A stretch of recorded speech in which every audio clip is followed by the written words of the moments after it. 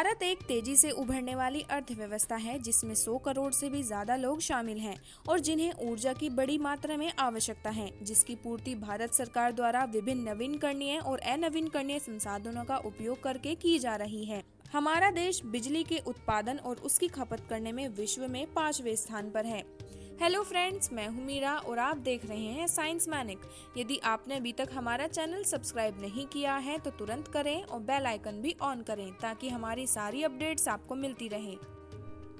हमारे देश में बिजली का उत्पादन हर साल बढ़ रहा है, पर हम इस बात को भी इनकार नहीं कर सकते हैं कि जनसंख्या भी साथ साथ बढ़ रही है। इस जमीन पर ऊर्जा का सबसे मुख्य स्रोत है सूर्य, जिसकी ऊर्जा की कई रूपों में सभी जीव जंतु इस्तेमाल करते हैं। और सूर्य में इतनी ऊर्जा है, कैसे बन रही है, ये तो वैज्ञानिकों को भी नहीं पता है।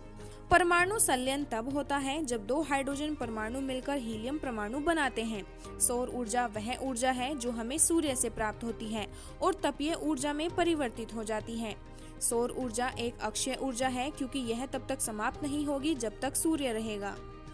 सौर ऊर्जा भी प्रदूषण मुक्त है क्योंकि सौर ऊर्जा का उत्पादन करते समय कोई प्रदूषण नहीं होगा। सौर ऊर्जा न केवल प्रदूषण मुक्त ऊर्जा है बल्कि इसकी रखरखाव लागत भी बहुत कम है।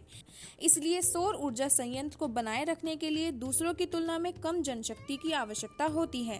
साथ ही सोलर पैनल की मदद से बरसात के मौसम में भी बिना रुके बिजली की आपूर्ति की जा सकती है। सौर ऊर्जा का उपयोग करने के कुछ नुकसान भी हैं, जैसे पैनल और बैटरी की प्रारंभिक स्थापना लागत काफी अधिक है। सौर ऊर्जा को बड़ी संख्या में संग्रहित करने के लिए बैटरी के लिए एक व्यक्तिगत कमरे की आवश्यकता होती है। यह पर्यावरण को रासायनिक रूप से प्रदूषित करता है। इंसान सदियों से सोलर एनर्जी का इस्तेमाल कर रहा है और आने वाले हजारों सालों तक भी करता रहेगा। कई सालों से इंसान को समझ आने लगा था कि हम जो अपने जीवन में विभिन्न कार्यों में ऊर्जा का इस्तेमाल बिजली के रूप में करते हैं, वो या तो कोयले से आती है या किसी दूसरे काम से आती है जो किसी न किसी एक दिन जरूर खत्म होगी। इसलिए वैज्ञानिक आज सोलर ऊर्जा, पवन ऊर्जा और इलेक्ट्रॉनिक एनर्जी तक आ चुके हैं।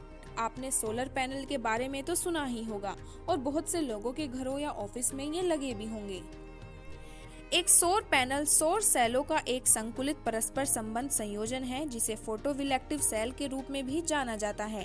सूर्य से आने वाली ऊर्जा को सिलिकॉन सेल की बनी प्लेट पर एकत्रित करके सूर्य की रोशनी को बिजली में बदला जाता है। इसी एनर्जी को सोलर एनर्जी कहते हैं। 1 किलोवाट क्षमता के सोलर पैनल में आमतौर पर एक घर की जरूरत के पूरी बिजली मिल जाती है। अगर एक एयर कंडीशनर चलाना है तो 2 किलोवाट और 2 एयर कंडीशनर चलाना है तो 3 किलोवाट क्षमता के सोलर पैनल की जरूरत होती है। आजकल पूरी दुनिया में और इंडिया में भी सोलर ऊर्जा या सोलर पैनल को काफी प्रमोट किया जा रहा है। सोलर पैनल के फायदे तो आज भी सब लोग जानते हैं, लेकिन इसके नुकसान के बारे में कोई बात नहीं करता। इसलिए आज हम आपको इसके नुकसान बता रहे हैं। सबसे पहले सन 1839 में अलेक्जेंडर एडमंड ब्लैक ने फोटोवोल्टिक के इफेक्ट का पता लगाया। उन्होंने पता लगाया कि कैसे सूर्य के प्रकाश की किरणों से बिजली बनाई जा सकती है और कितनी बनाई जा सकती है, और सोलर पैनल को बनाने के बहुत से वैज्ञानिकों का योगदान भी है। 648 मेगावाट बिजली का उत्पादन करने की क्षमता के साथ संयंत्र में 2 मिलियन व्यक्तिगत सौर मॉड्यूल शामिल हैं और इसमें 10 वर्ग किलोमीटर क्षेत्रफल शामिल है। सौर सेल के निर्माण में टिन ऑक्साइड नाम के अर्धचालक पदार्थ को प्रयोग किया जाता है।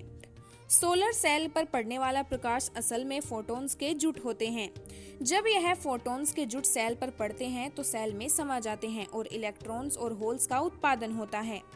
यही कारण है कि सोलर सेल बिजली पैदा करते हैं। पॉलीक्रिस्टलाइन सोलर पैनल का इस्तेमाल अच्छी धूप वाले क्षेत्र में किया जाता है और इनकी एफिशिएंसी मोनोक्रिस्टलाइन से थोड़ी कम होती है, इसलिए इनकी कीमत भी कम होती है। तो अगर आपके क्षेत्र में अच्छी धूप आती है तो आप भी पॉलीक्रिस्टलाइन का इस्तेमाल करें। उम्मीद है ये वीडियो आपको पसंद आया होगा। ऐसे ही इंफॉर्मेटिव और दिलचस्प वीडियोस देखने के लिए हमारा चैनल सब्सक्राइब करें।